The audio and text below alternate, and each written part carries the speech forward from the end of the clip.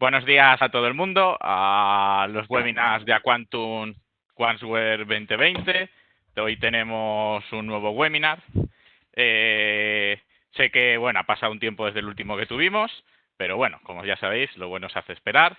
En este caso, pues tenemos a Manuel Ángel Serrano Martín, que es no solo un miembro del equipo de Aquantum, sino que además pues también es el vicedecano del Departamento de Sistemas de Información y Tecnología de la Universidad de Castilla-La Mancha y un gran profesional, y he tenido la buena suerte de ver presentaciones suyas y un maravilloso ponente y presentador.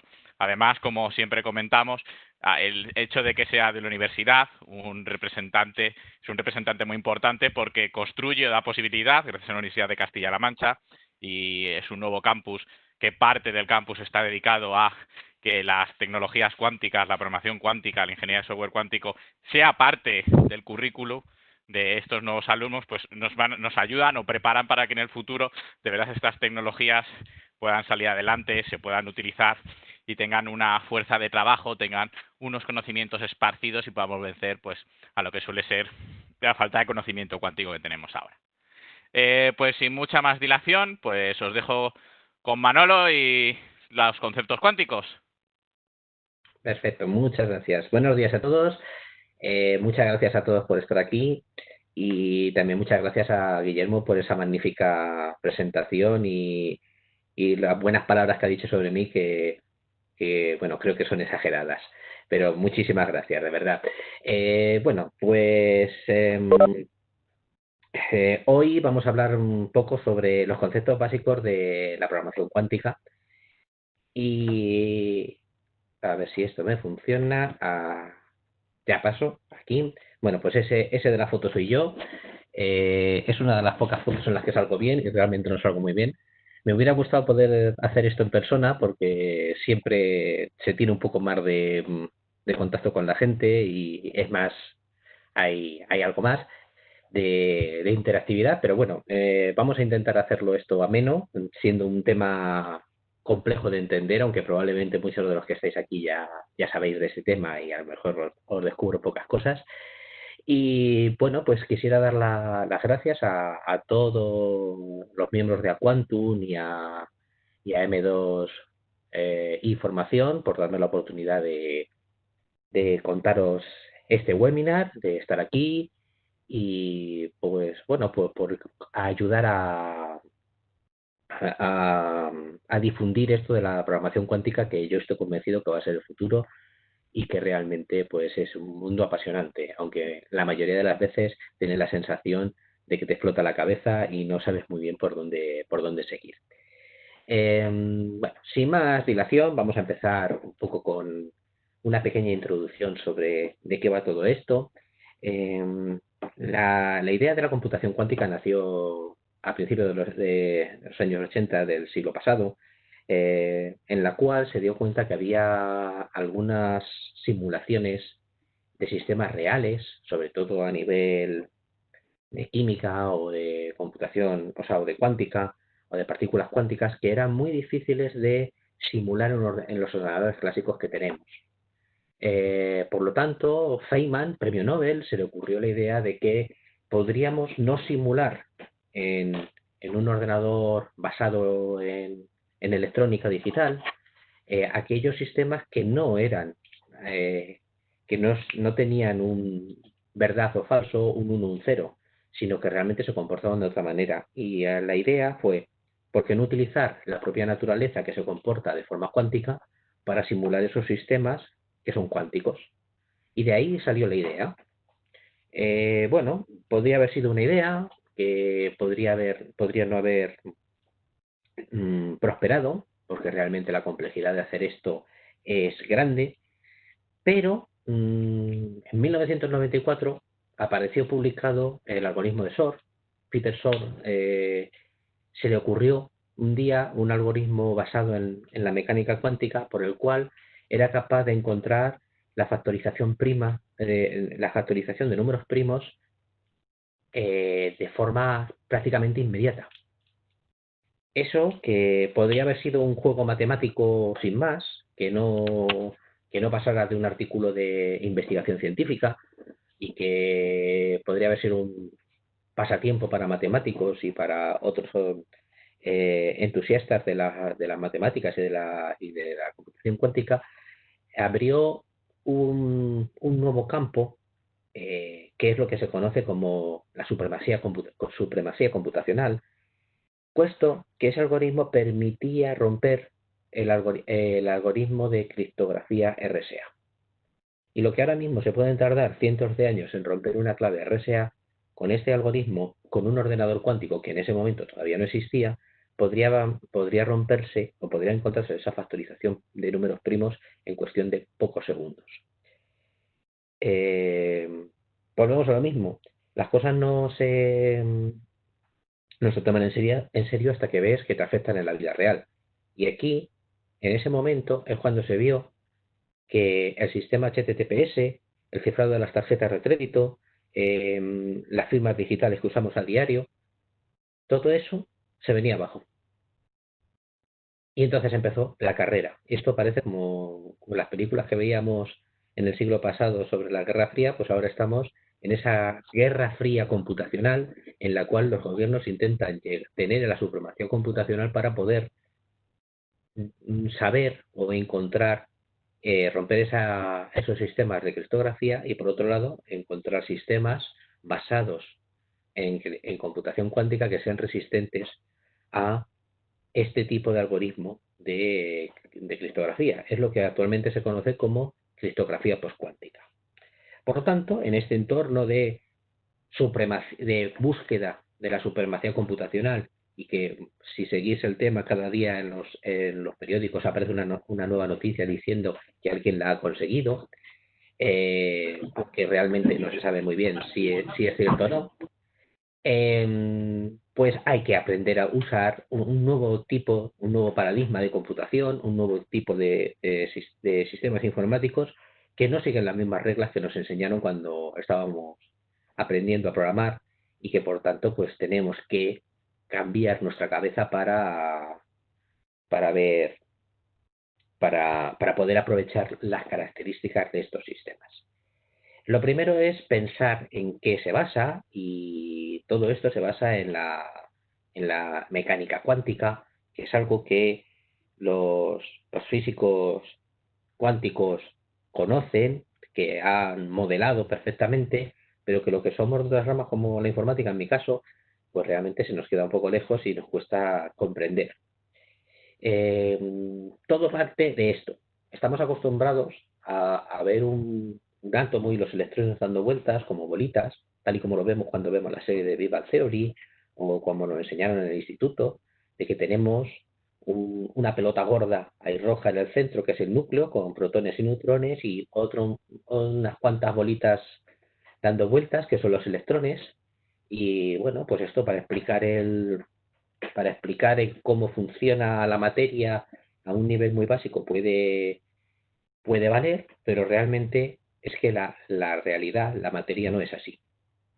Un átomo no es un gran núcleo y un montón de bolitas dando vueltas, sino que se parece más a esa figura que veis a la derecha, que es un puntito en el cual hay protones y neutrones y una nube de probabilidad en la cual puede haber uno o varios electrones, pero que ni son bolitas, ni están en un sitio, ni sabemos cómo son, ni las podemos prácticamente ver. En ese momento las cosas cambian, porque ya no podemos estar hablando de lo que es la mecánica clásica, la mecánica newtoniana, en el cual la manzana cae del árbol, y aquí tenemos una bolita que es un electrón y que nosotros pudiéramos atrapar, coger con la mano o, o jugar con ella. Ahora podemos intuir si un electrón va a estar en un sitio o no, y lo peor de todo es que, aunque lo intuyamos, tenemos muchas restricciones a la hora de observar esa realidad. Y en todo eso es lo que tendremos que tener en cuenta cuando, cuando nos pongamos a trabajar con la programación cuántica. Y es que esa nube de probabilidad en la cual podríamos encontrar un electrón, que es una de las muchas partículas cuánticas con las que podemos trabajar, es lo que tenemos que utilizar nosotros de cara a realizar cálculos cuánticos. Por lo tanto, tendremos que pasar de nuestro mundo clásico, en el cual vemos las cosas, en el cual hay cosas que podemos tocar porque son bolitas, porque son cosas que podemos manipular, y que cuando chocan entre ellas se mueven, que existe la ley de la gravedad y las cosas caen, o que tenemos incluso cosas como el sonido, que sabemos que es una onda y que se transmite y por eso nos llega a los oídos. Y vamos a pasar a un mundo cuántico en el cual no sabemos cómo son las cosas, porque tenemos partículas que a veces se comportan como partículas, a veces no, a veces se comportan como ondas, a veces se comportan de las dos maneras. Hay veces que parece que están y no están, hay veces que parece que están en dos sitios a la vez, y eso pues nos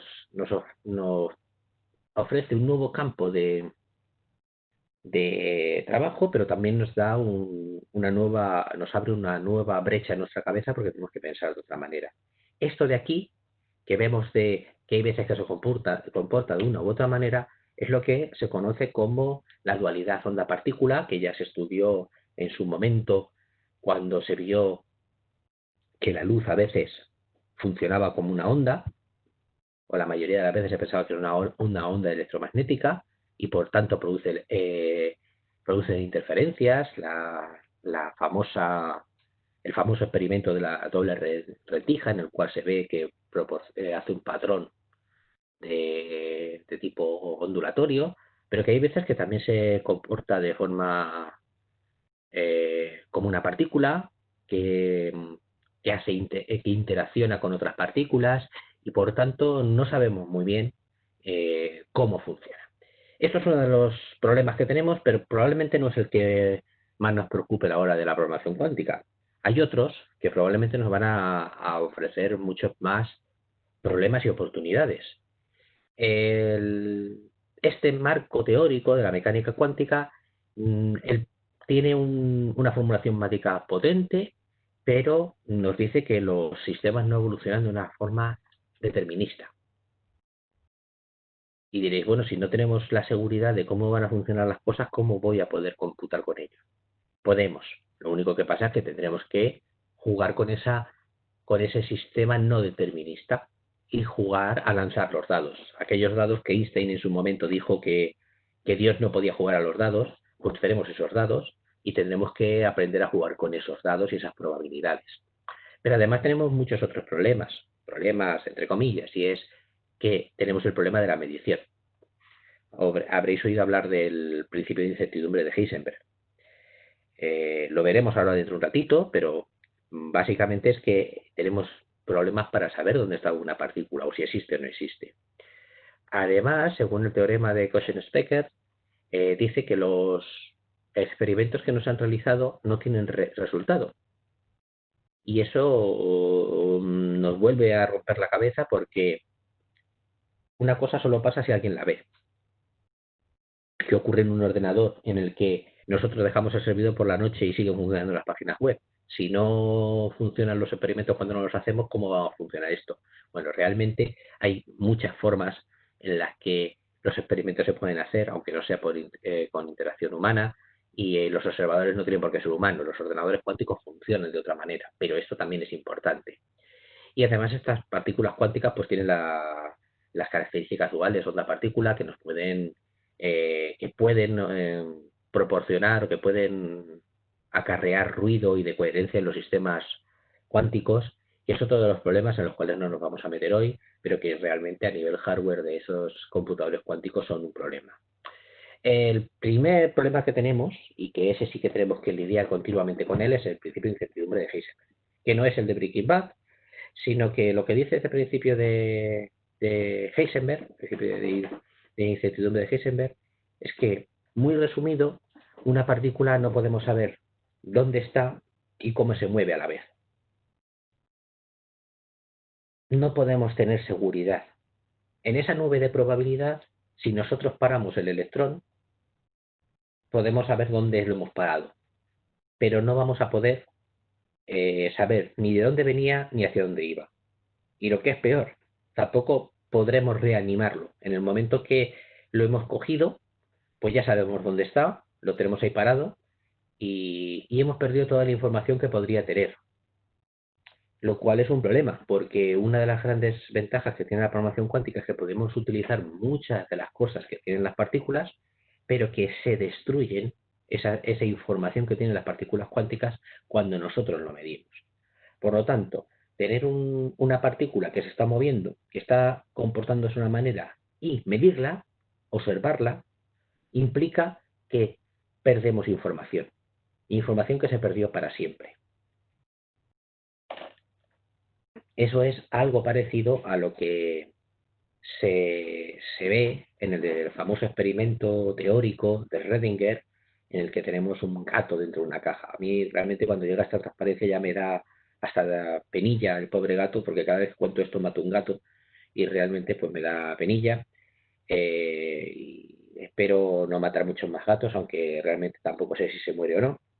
Bueno, realmente, fuera de bromas, el experimento mental de Schrödinger, el gato de Schrödinger, que está en una caja en la cual existe un mecanismo con una botella con veneno y una partícula con un periodo de desintegración radiactivo que hace que pudiera o no romper esa botella con veneno en un momento dado, implica que mientras nosotros no observemos, no abramos esa caja, no sabemos en qué estado está el gato, no sabemos si se ha roto la botella y por tanto se ha muerto el gato, porque ese veneno nos aseguran que sí o sí mata al gato, o si realmente nunca se rompió la botella y por tanto el gato está vivo. Claro, cuando abramos la caja, el gato estará en un estado, o está vivo o está muerto. Y además, si está vivo, pues probablemente estará enfadado por estar encerrado, pegará un salto, saldrá de la caja y ya nunca más se morirá. Bueno, se morirá de viejo o de lo que sea, pero no se morirá de este experimento. Y si el gato está muerto dentro de la caja porque se rompió la botella, pues nunca más volverá a estar vivo. Esto es algo parecido a lo que hablábamos antes del principio de incertidumbre de Heisenberg, en el cual no éramos capaces de, una vez que hemos visto cómo está o dónde está el gato, no podremos saber ni cómo se movía ni qué hubiera pasado en otras circunstancias. Aquí es lo mismo. Una vez que hemos medido, hemos visto el gato, se queda en esa posición. Es lo que comúnmente se llama como que una partícula colapsa y a partir de ese momento no cambia su comportamiento. Ya se convierte en determinista. Por lo tanto, tendremos ese gato que está dentro de la caja en un 50% de probabilidades de estar vivo y un 50% de probabilidades de estar muerto. ¿Veis ahí que pone 1 partido de raíz de 2? Y es porque esas probabilidades no es un medio, porque está normalizado, esas probabilidades son números complejos y debe cumplirse que la probabilidad de estar vivo al cuadrado más la probabilidad de estar muerto al cuadrado debe sumar 1. Esa es esa normalización que debe estar. Además, la probabilidad, como digo, los coeficientes de probabilidad podrían ser números complejos y podrían tener otra explicación. Pero bueno, eso básicamente, esta imagen lo que dice es que nuestro gato puede estar al 50% vivo y al 50% muerto antes de abrir la caja. Y una vez que hemos abierto la caja, el gato está al 100% vivo o al 100% muerto y ya nunca cambiará. Colapsa, nuestro gato colapsa. Además, tenemos algunas otras propiedades que nos pueden ayudar a manejar los ordenadores cuánticos, como es el entrelazamiento cuántico, que consiste en que podemos entrelazar dos partículas y a partir de ese momento, esas dos partículas, aunque estén a kilómetros de distancia, se comportan de la misma manera. Es decir, que si nosotros medimos la primera partícula y nos dice que está en un estado concreto, la otra partícula, aunque la midamos dentro de varios siglos y estemos a varios kilómetros, va a comportarse de la misma manera o tendrá el mismo resultado de su medición o de su observación que la primera. Este es el experimento esta es la teoría que a Einstein le produjo una gran depresión, por así decirlo, porque decía que Dios no podía jugar a los dados, y que no podía ser verdad, que no era un efecto que daba grima, Spooky Effect, que habla él, y en el cual decía que tenía que haber alguna variable intermedia, alguna variable en la que se almacenara el estado de las dos partículas de tal manera que pudieran comunicarse entre ellas. Sin embargo, luego Bell hizo un experimento en el cual se pudo demostrar que no existe ninguna variable que almacene ese estado y que realmente el entrelazamiento cuántico funciona. Es decir, en este caso Einstein estaba equivocado y se pueden entrelazar cuánticamente dos partículas.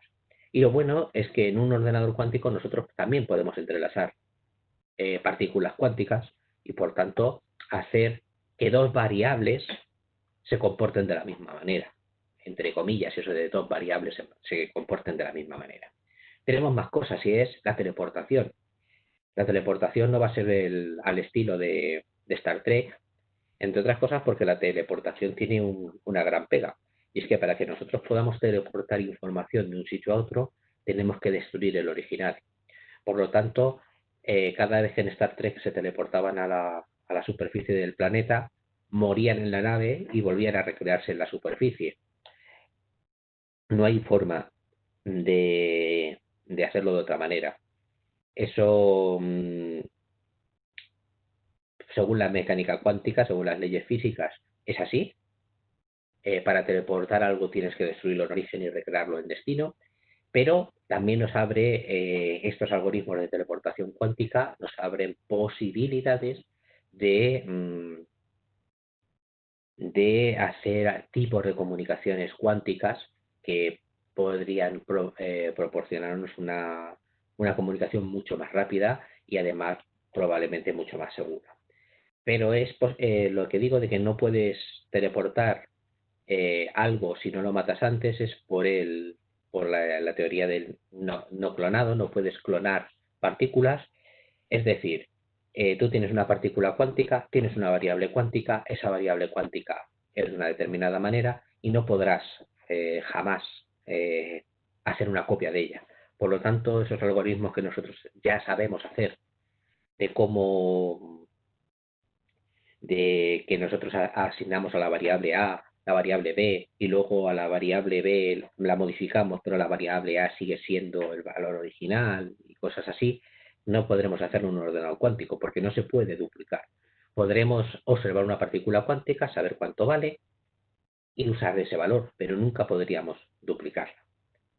Y si queremos teleportar algo, tendremos que teleportar su información, pero destruirlas en origen. Todo esto, que son cuentecitos para entender un poco la mecánica cuántica, al final se van a traducir en la información básica de información cuántica, que es el qubit. El qubit es pasar de tener dos estados 0 y 1 a tener un único estado de superposición en el cual una partícula tiene una probabilidad de ser 0 y otra probabilidad de ser 1. Y en base a eso, pues jugaremos o trabajaremos con esa unidad para hacer los algoritmos. Lo bueno que tiene este qubit es que nos permite explorar todo el espacio de soluciones en pocos ciclos, idealmente en uno. En vez de hacer como hacíamos antes con los backtracking, en los cuales íbamos probando todas las posibles combinaciones de ceros y unos hasta que llegamos a una solución posible, aquí lo que haremos será jugar con los qubits para orientarlos a la solución que queremos, de manera que cuando nosotros observemos o midamos y discreticemos o lleguemos a bits normales, esos qubits nos den la solución que nosotros buscábamos o tengamos una probabilidad alta de obtener esa solución que nosotros buscamos. Viéndolo un poco mejor o viéndolo un poco más en detalle, ese qubit va a ser esa nube de probabilidad que veíamos al principio, en el cual si cuando nosotros midamos ese qubit la partícula se encuentra en el hemisferio norte, tendremos un 0, y si cuando lo miramos la partícula se encuentra en el hemisferio sur, tendremos un 1. Y con eso jugamos. Mientras tanto, esa partícula se supone que estará dando vueltas en esa esfera y en principio no tenemos forma de saber dónde está. Podremos jugar aplicando ondas de amplificación y de interferencia para manejarla o para domarla un poco, pero no podremos saberlo hasta que la midamos. Y una vez que la hemos medido, colapsa y jamás podremos volver a ponerla en movimiento, bueno, reconstruirla, podemos volver a ponerla en movimiento, pero será una nueva partícula, con un comportamiento distinto. Y si os fijáis, ahí nos pone a la derecha abajo que esa partícula tiene una probabilidad alfa de ser 0, una probabilidad beta de ser 1 y que la probabilidad alfa al cuadrado más beta al cuadrado es 1, al igual que ya veíamos con el gato de Schrödinger, en el cual el gato podía estar con 1 partido de raíz de 2 vivo de probabilidad y una probabilidad 1 partido de raíz de 2. Pues aquí es exactamente lo mismo, tenemos probabilidad alfa al cuadrado más beta al cuadrado debe sumar 1. Con esto se entiende un poco más el tema del qubit y ahí vemos que la partícula no solo es que esté en el polo norte o en el polo sur, sino que además va a estar orbitando, dando vueltas, y entonces tendremos los tres ejes, el XY, el eje X, XY, XZ. Si está en el polo norte, si está en el hemisferio norte es 0, si está en el hemisferio sur es 1, y si está en otros sitios, pues tendrá otros comportamientos. Por ejemplo, si está en el hemisferio oriental, pues será un más, y si está en el hemisferio occidental, pues será aún menos. Y también tenemos una rotación, o bueno, tendremos ese eje Y, en el cual pues podemos tener un Y más y un Y menos, y ese Y es raíz de -1, que ya conocemos de los números complejos. Normalmente esa dimensión no se suele utilizar en computación cuántica y solemos estar trabajando con la base del 0 y el 1 y la base del más y el menos.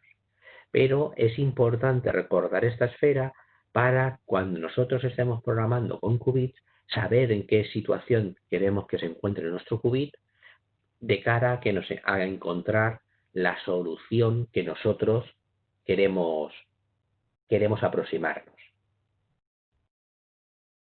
Para poder representar todo esto matemáticamente, podemos utilizar los espacios de Hilbert, en los cuales tenemos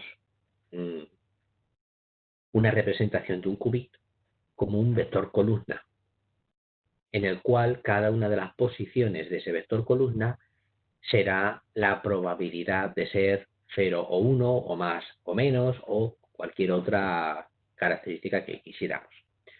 A la notación que veis, esta que ya hemos visto antes en la esfera de Bloch, que tiene una barrita y un paréntesis angular, esa es lo que se conoce la notación bracket o notación de Dirac, que es una forma rápida de escribir información sin tener que andar escribiendo todas las probabilidades y todos los vectores, puesto que además en algún momento cuando empecemos a tener muchos qubits y a tener mucha información, podríamos llegar a tener expresiones especialmente grandes. Si nos basamos ahí en el centro de la transparencia, vemos el ket 0 y el ket 1, vemos que un ket 0, ese es barra 0 paréntesis cerrado angular, se corresponde con un vector 1, 0, es decir, tiene un 1 de probabilidad de ser 0 y un 0, el de abajo, de probabilidad de ser 1. Y el 1 es al revés, tiene un 0 de probabilidad de ser 0 y un 1 de probabilidad de ser 1. Claro, estos son casos extremos en los cuales nuestra partícula cuántica estará en el polo norte o en el polo sur de la esfera de Bloch. Si se encuentra en otra posición, pues no será 0 y 1, será una combinación lineal que además cumpla la fórmula de que alfa al cuadrado más beta al cuadrado es igual a 1. Si aplicamos algunas operaciones, podéis ver abajo que tenemos el estado más y menos, y el estado más y menos ya es una expresión en función del 0 y el 1, en el cual te dice cómo podríamos representar esas posiciones. No quiero entretenerme mucho más en esto, porque no es el objetivo, quiero entrar en alguna otra cosilla más, pero bueno, que no nos suene raro esto y que un ket es un vector columna. Al final, nosotros tendremos esto, como veis, un vector columna será un alfa y un beta, un qubit es un vector, y nosotros siempre podemos representarlo como la combinación lineal del que es 0 y el que es 1. Y así tenemos una forma fácil de expresar matemáticamente lo que haremos en nuestros algoritmos cuánticos. ¿Qué ocurre cuando nosotros queramos ya sacar el resultado? Que entonces pasaremos a la medición u observación de ese qubit.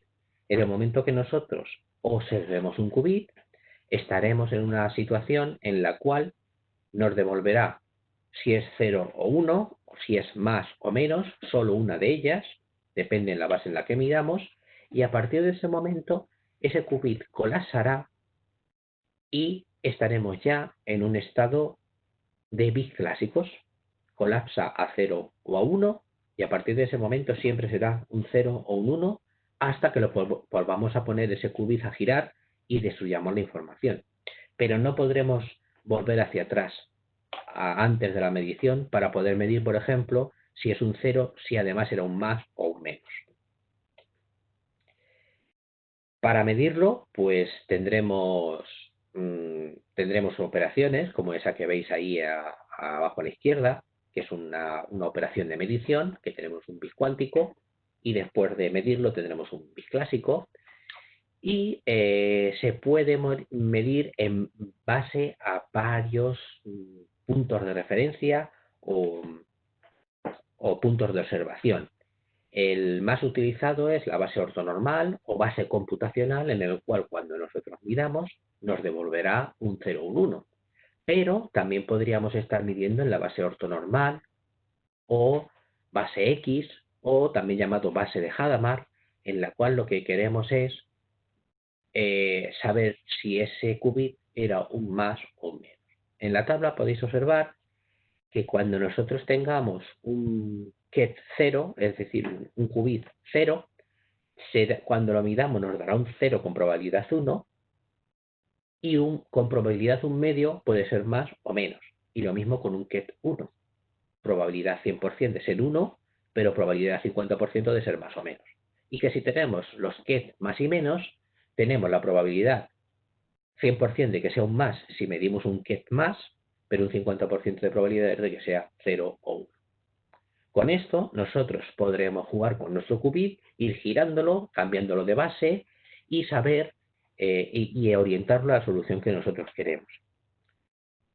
Pero ¿cómo podemos orientar esa partícula cuántica para conseguir nuestro objetivo? Bueno, pues con lo que se llaman las operaciones cuánticas o puertas cuánticas, que serían el equivalente a esas puertas lógicas que se ven en electrónica digital, que se utilizan en los circuitos digitales y que modifican el comportamiento de uno o varios bits. Pues aquí vamos a tener lo mismo, tendremos esas puertas cuánticas, hay varias, ahí en la transparencia veis el conjunto básico de puertas cuánticas, a partir de las cuales podemos estar acariciando nuestro qubit para que se acerque a la solución que nosotros queremos. Vamos a verlas un poco en detalle. Aquí veis un resumen de las principales. La puerta X o puerta Pauli X es el equivalente al NOT digital y por lo tanto lo que hacemos es cuando nosotros tendríamos un que es 0 al aplicar una puerta X tenemos un 1 y si tenemos un 1 tenemos un 0. ¿Pero qué ocurre cuando lo aplicamos una X al más? Pues no ocurre nada. Y cuando se lo aplicamos a un menos, lo que estaríamos haciendo es cambiar de 0 a 1, pero no estaríamos, estaríamos haciendo un cambio en el eje X de esa esfera de Bloch, pero no estaríamos cambiando el más o el menos. Sí podemos hacerlo utilizando la puerta Z. La Pauli Z lo que hace precisamente es cambiar la fase y cambiar de más a menos. Además tenemos la puerta Hadamard, que lo que hace es que nos cambia la base de medición. Gira nuestra esfera y convierte los ceros en más y los menos en 1. O al revés. De esa manera nosotros podemos estar girando nuestra esfera, aplicando cambios en una base, volver a girarla con la puerta Hadamard, hacer otras operaciones, volver a girarlo, etcétera. A mí me recuerda mucho esto a cuando resolvíamos el cubo de Rubik, en el cual tú ibas resolviendo una de las posiciones y ibas girando el cubo en tu mano para hacer aplicaciones en función de lo que te interesaba. Es algo parecido. Ir orientando la solución a partir de giros y cambios de fase, cambios de polaridad y otras cosas. También tenemos ahí la puerta T, que lo que hace es una rotación de pi cuartos radianes, y algunas otras como un no condicionado o un intercambio de variables. He dicho que no se pueden clonar, pero sí se pueden intercambiar una variable con otra, lo cual no implica que se copie una variable en otra, simplemente hacemos un cableado en X. Tenemos más, como la puerta de identidad, que no hace nada, que algunas veces es importante de tener, puesto que aunque no haga nada, se puede utilizar para especificar que no queremos alterar el contenido de ese qubit. La puerta Hadamard, que ya hemos visto, que lo que hace es cambiar un 0 a un más y un 1 a un menos. Las puertas Pauli, que ya hemos explicado algunas, como la X y la Z. La X es un NOT, la Z cambia la fase y la I cambia el 0 a I1 y el 1 a menos I0.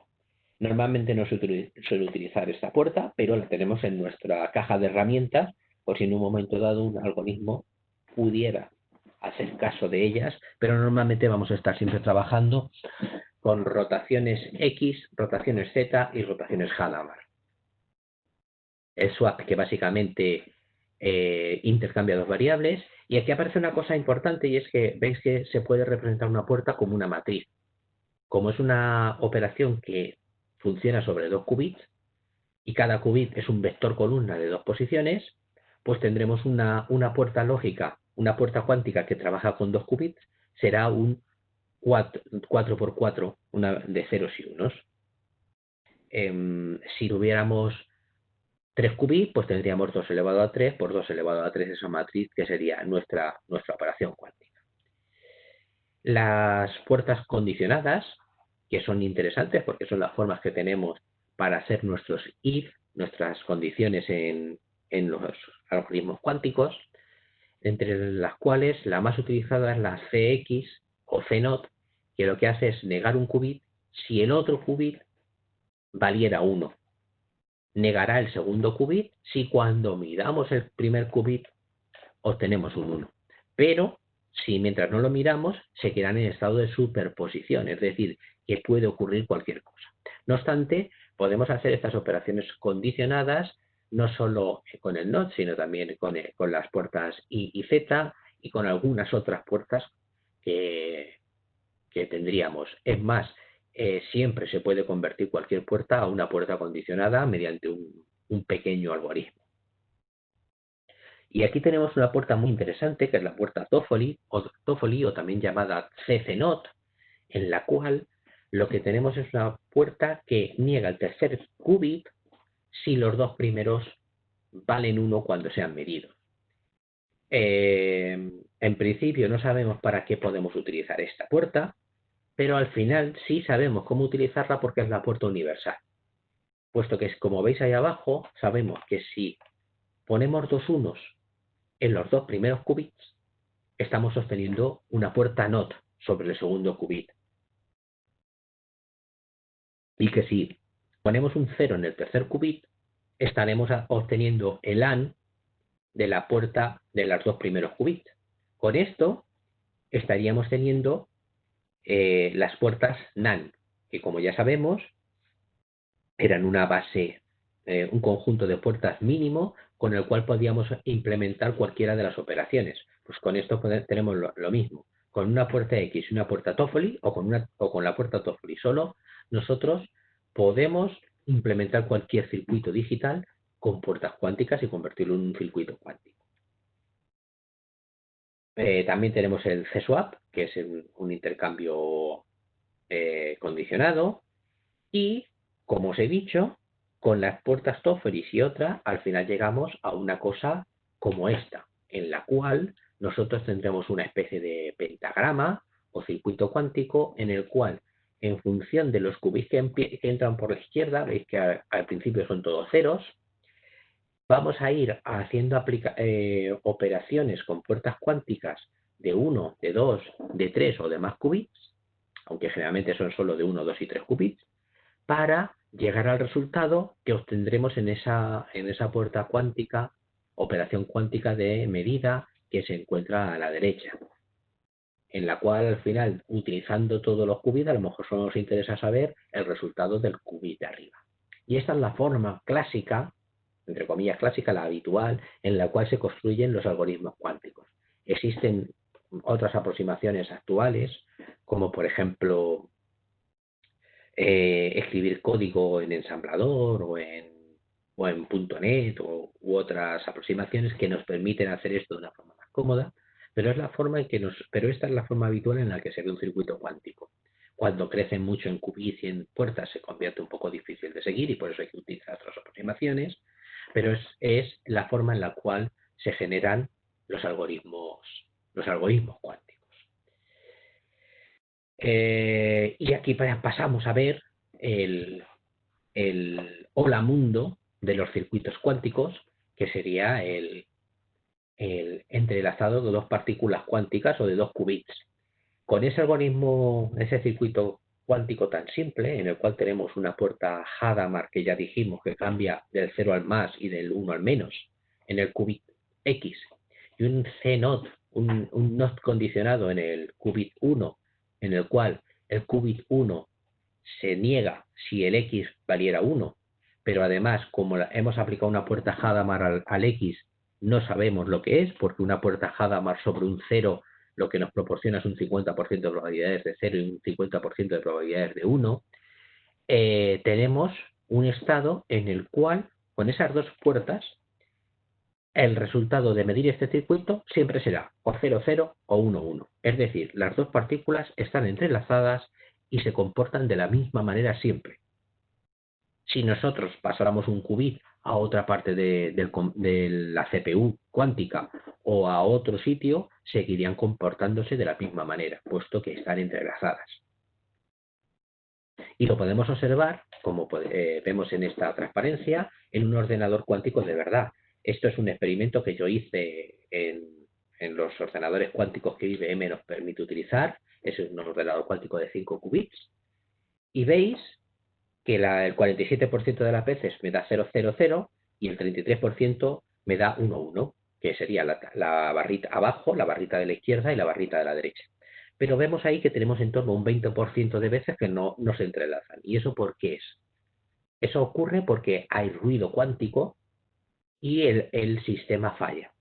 Por lo tanto, otra de las cosas a saber de esta transparencia es que muchas veces tendremos que repetir nuestro algoritmo varias veces para quedarnos con el resultado con más aciertos, puesto que tenemos problemas de decoherencia y de ruido que puede hacer que nuestro sistema o nuestro algoritmo falle.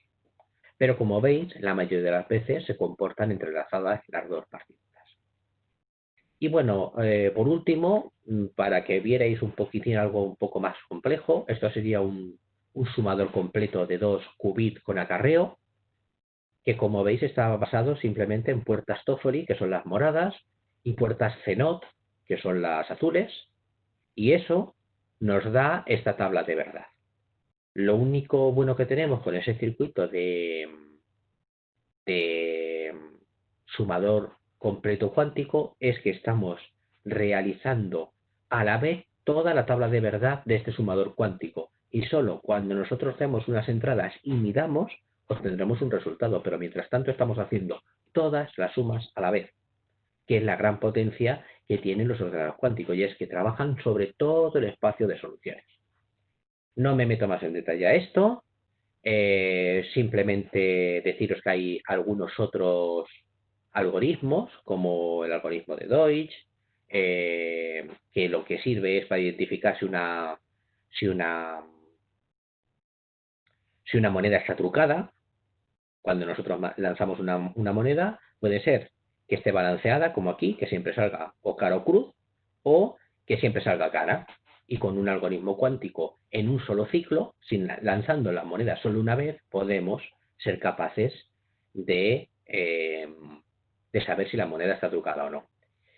Y bueno, pues hay otros múltiples algoritmos que no voy a pasar a comentar porque me voy de tiempo y que creo que será conveniente montar en otro webinar, como los algoritmos de búsqueda, pasa de todo esto, el algoritmo de Shor, que es el algoritmo de romper la criptografía. Y con esto, así muy rápidamente, para no pasarme de tiempo, pues termino. Con esto que termino, quiero daros las gracias y pues estoy abierto a vuestras preguntas. Antes de que pasemos a ese turno de preguntas, me gustaría comentaros la iniciativa del Manifiesto de Talavera. Yo estoy ahí en esa foto que veis ahí junto a los que firmamos inicialmente ese Manifiesto de Talavera sobre la ingeniería del software cuántico. Y os invito, si no lo habéis hecho ya, que os conectéis a esa web y si os parece bien el manifiesto, pues que lo firméis y soportéis su difusión para que se utilicen se haga una aproximación de ingeniería del software a los algoritmos cuánticos. Y bueno, pues dar gracias a los promotores y los patrocinadores de este webinar y con eso pues termino y me quedo a vuestra disposición para cualquier pregunta que pudiera haber. Muchas gracias. Muchísimas gracias por el webinar, por la maravillosa exposición. Y bueno, como acaba de decir, pues preguntas, cuestiones, si hay alguna, podéis decirlas, podéis escribirlas.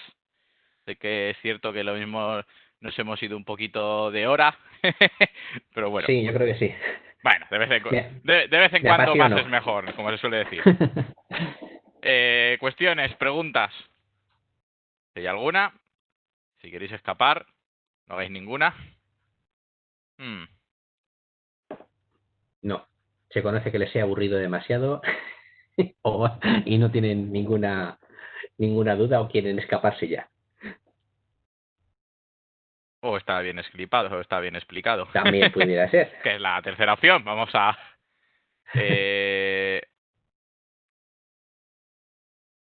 ver, veo aquí en ejemplos de más alto nivel en ensamblador. ¿Hay alguna liga para ver eso? Ah, bueno, algún... será enlace o URL, entiendo que quiere decir. Vale. A ver, el chat, aquí, vale. En ensamblador... Ensamblador, supongo que te está refiriendo a QSM.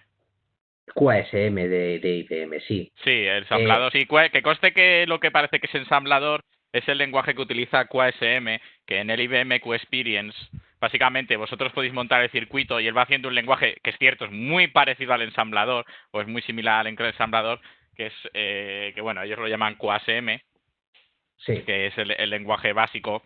Sería similar.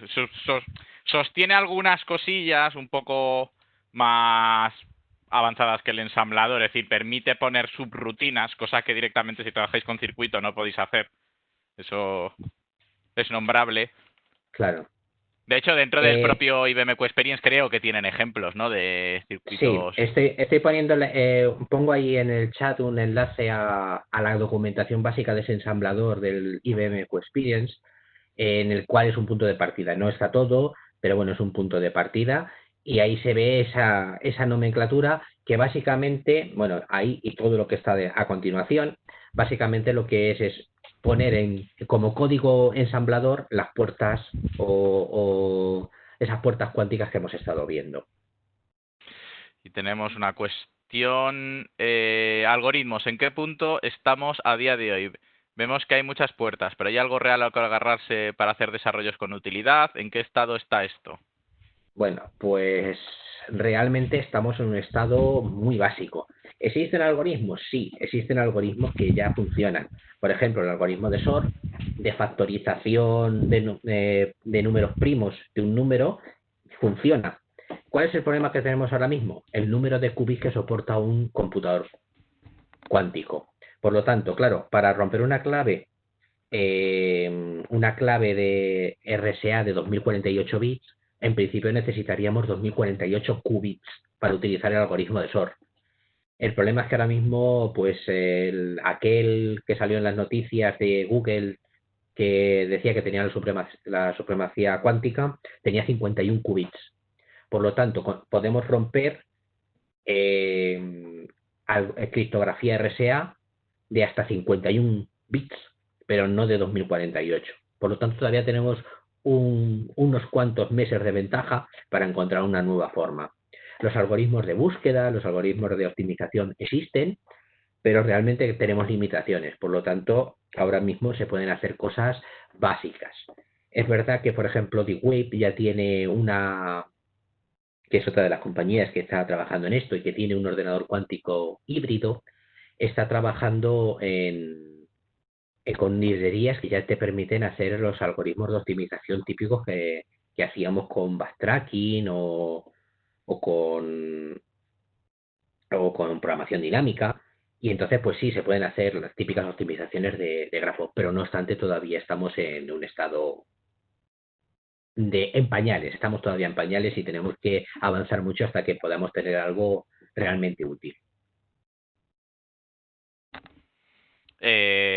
Bueno, pues Creo que no hay espero. más, no hay ninguna pregunta No más, veo no. más preguntas. Última ronda. ¿Alguna pregunta? ¿Hacerla ahora o callaros para siempre? Bueno, por supuesto podéis contactar en Aquantum con nosotros si tenéis más Sí, preguntas luego, pero ya sabéis la expresión. Pues nada, parece que no hay más preguntas. no hay preguntas, pues Pues muchísimas gracias a todos. exacto, muchas gracias a todos por estar con nosotros una vez más en los webinars de Aquantum. Ya sabéis, mirar la página web porque esto no ha acabado. Si continuamos teniendo más contenido, más webinar. Ya están los webinars, por cierto, en YouTube, todas las sesiones que ha habido. Ya hay un canal de Aquantum, ¿de acuerdo? Simplemente en el buscador de YouTube podéis poner Aquantum y encontraréis el canal en el que están todos los webinars que se han ido haciendo. Ya, obviamente este webinar pues se añadirá en breve. Recordar también, como ha dicho Manolo, pues el Talavera Manifesto, si no lo habéis mirado.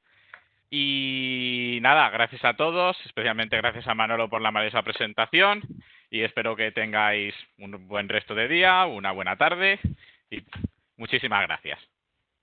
Lo mismo digo, que tengáis un buen día y muchas gracias por todo.